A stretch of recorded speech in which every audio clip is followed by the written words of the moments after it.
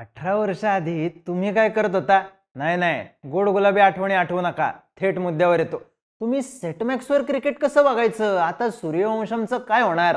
हा विचार करत होता. पॉन्टिंग, गांगुली आणि शोएब अख्तर एका टीममध्ये. हा विषयच तुम्हाला पचला नव्हता. विजय मल्ल्याला किंगफिशर सोडून दुसरीकडे बघायची सवय करून घ्यावी लागत होती. कारण IPL आली होती. म्हणजे बघता बघता 18 वर्ष झाली आपल्या आयुष्यात आणि IPL मध्ये लय राडे झाले. IPL पण सेटमॅक्स वरून मोबाईलवर आलं. इंडिया का त्योहार ही जाहिरात तेवढी लक्षात राहिली. या 18 वर्षात कुठली गोष्ट बदलली नसेल तर ती म्हणजे IPL ची हाईप. दरवर्षी IPL मध्ये काहीतरी नवीन आणि भारी होतंय. यावर्षी आहेच. यंदाच्या IPL मध्ये कुठल्या 5 भारी गोष्टी असतील पाहूयात या व्हिडिओमधून. नमस्कार, मी चिन्मय आणि तुम्ही पाहताय बोलबिडू. सगळ्यात पहिली गोष्ट म्हणजे चेन्नई आणि मुंबईच्या मॅच मधली टसन, जी यावेळी लीग स्टेज मध्ये तरी एकदाच बघायला मिळणार आहे.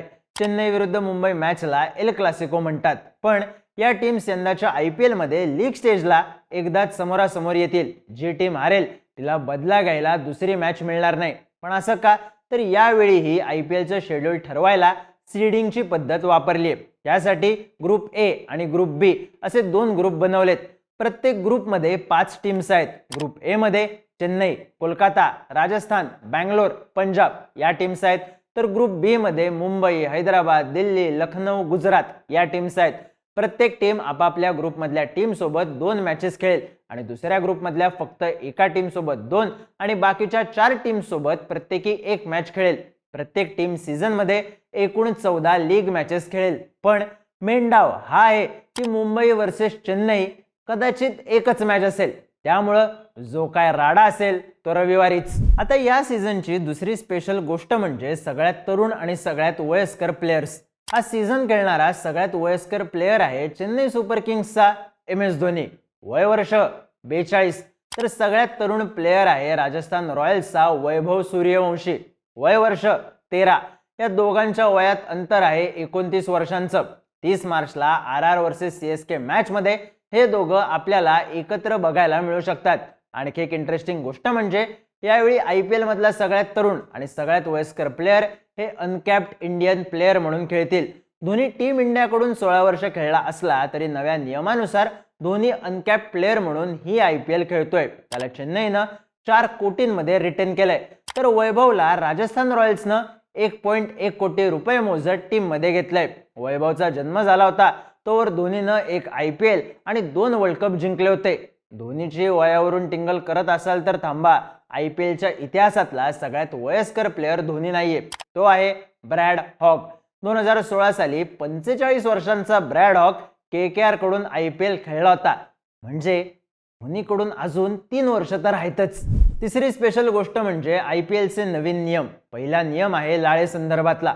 2020 साली कोविड आला आणि बॉलला लाळ लावायला बंदी आली. या IPL मध्ये ही बंदी उठवली आहे. त्यामुळे प्लेयर्स बॉलच्या एका बाजूला शाईन आणण्यासाठी लाळ लावू शकतात. मागच्या 4 सीझन मध्ये प्लेयर्स लाळेऐवजी बॉलला घाम लावायचे, पण घाम एवढा परिणामकारक ठरायचा नाही. त्यामुळं पिच मधून सपोर्ट मिळत नसला तरी प्लेयर्स यंदा रिव्हर्स स्विंग करू शकतात. सगळ्यात खतरनाक नियम आहे सेकंड इनिंग बद्दल.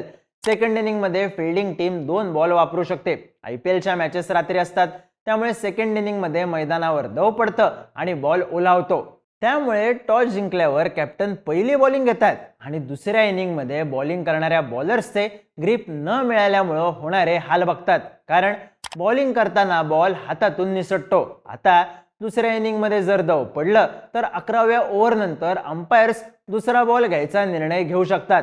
यामुळे दुसऱ्या इनिंग मध्ये बॉलिंग करणाऱ्या टीमचं नुकसान होणार नाही. या दोन्ही रूल्स बद्दलचा सेपरेट व्हिडिओ बोलबिडून आधीच केलाय, तो बघू शकता. तिसरा नवा नियम हॉकाय टेक्नॉलॉजी संदर्भातला आहे. 2024च्या IPL मध्ये ही टेक्नॉलॉजी कमरेच्या वरचा नो बॉल ठरवण्यासाठी वापरली जात होती. या सीझन पासून ऑफ स्टंपच्या बाहेरचा वाईड बॉल आणि हाईटचा वाईड बॉल यासाठी हॉकाय टेक्नॉलॉजी वापरली जाईल. ऑफ स्टंपच्या किती बाहेर बॅटर येतोय त्यावर ऑटोमॅटिकली वाईडची निळी लाईन ऑफ साईडला सरकणार. जेव्हा वाईडसाठी प्लेयर्स रिव्ह्यू घेतील तेव्हा थर्ड अंपायर हा निर्णय घेतील. फक्त थर्ड अंपायरलाच हॉकायने ऍडजस्ट केलेली निळी लाईन दिसेल, टीव्हीवर बघणाऱ्यांना दिसणार नाही. तसंच हाईटच्या वाईड बॉल बद्दल हॉकाय टेक्नॉलॉजीचा वापर केला जाईल. बॅटरची हाईट डेटाबेसमध्ये आधीच रेकॉर्ड केलेली असेल, त्यामुळे पॉपिंग रिचच्या किती वरून बॉल जातो आणि बॅटरची हाईट किती याची तुलना करून वाईड बॉल दिला जाईल. वाईड बॉल आहे की नाही हा निर्णय टेक्नॉलॉजी ठरवेल. अंपायरला काय वाटतंय यावर हा वाईट ठरणार नाही.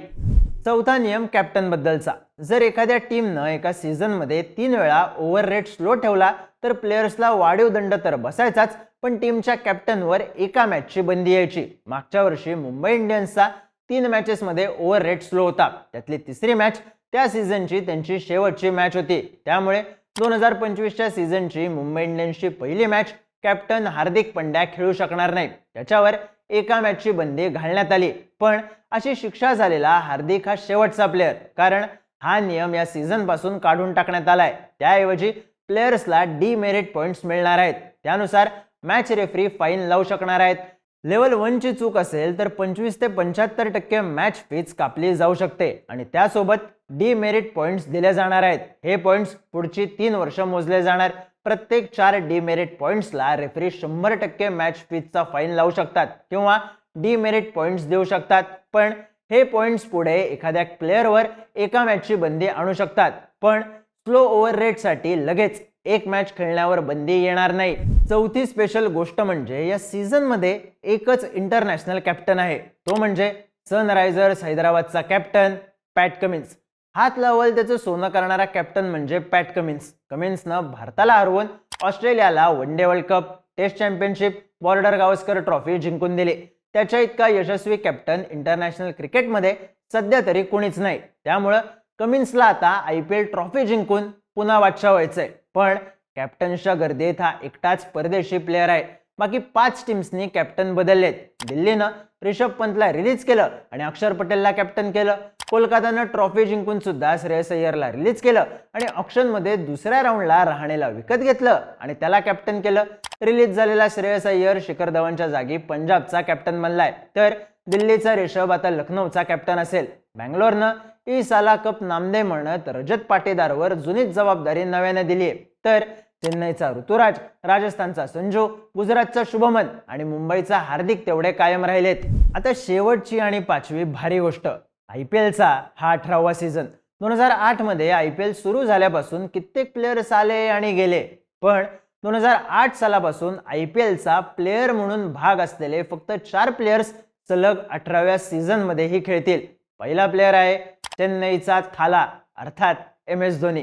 पहिला सीझन धोनी चेन्नईकडून खेळला, मग 2 वर्ष रायझिंग पुणे सुपर जायंट्स कडून खेळला आणि मग पुन्हा चेन्नई सोबत मैदानात उतरला. दुसरा प्लेअर किंग कोहली. पहिला सीझन पण बँगलोरकडून आणि 18वा सीझन पण बँगलोरकडूनच. सगळेच्या सगळे 18 सीझन एकाच टीमकडून खेळलेला बादशाह. रोहित शर्मा सुद्धा सलग 18वा सीझन खेळतोय, आधी डेक्कन चार्जर्स कडून आणि आता मुंबई इंडियन्स कडून. चौथा प्लेअर आहे मनीष पांडे. पहिला सीझन तो मुंबईकडून खेळला, त्यानंतर बँगलोर, पुणे वॉरियर्स, कोलकाता, हैदराबाद, दिल्ली आणि पुन्हा कोलकाता असा त्याचा प्रवास. ईशांत शर्मा, रवींद्र जडेजा, आर अश्विन, अजिंक्य रहाणे हे प्लेयर सुद्धा पहिले IPL प्लेअर म्हणून खेळले होते आणि आता या IPL मध्ये सुद्धा प्लेयर्स म्हणूनच मैदानात उतरतील. यांची मधली वर्ष गाळली गेलीत, पण नाद केला तो धोनी, कोहली, रोहित आणि मनीष पांडेनच. आता या होत्या 5 भारी गोष्टी. IPL 22 मार्च पासून सुरू होईल आणि 25 मे पर्यंत चालेल. मॅचेस जसजशा पुढे जातील तसा इंटरेस्ट वाढेल, आणखी भारी गोष्टी होतील. पण प्रश्न एकच असेल की धोनीची शेवटची IPL असेल का? चेन्नई आणि धोनी फॅन्स नसाल तर सोडा विषय, आणि असाल तर थाला fan club, believe your self.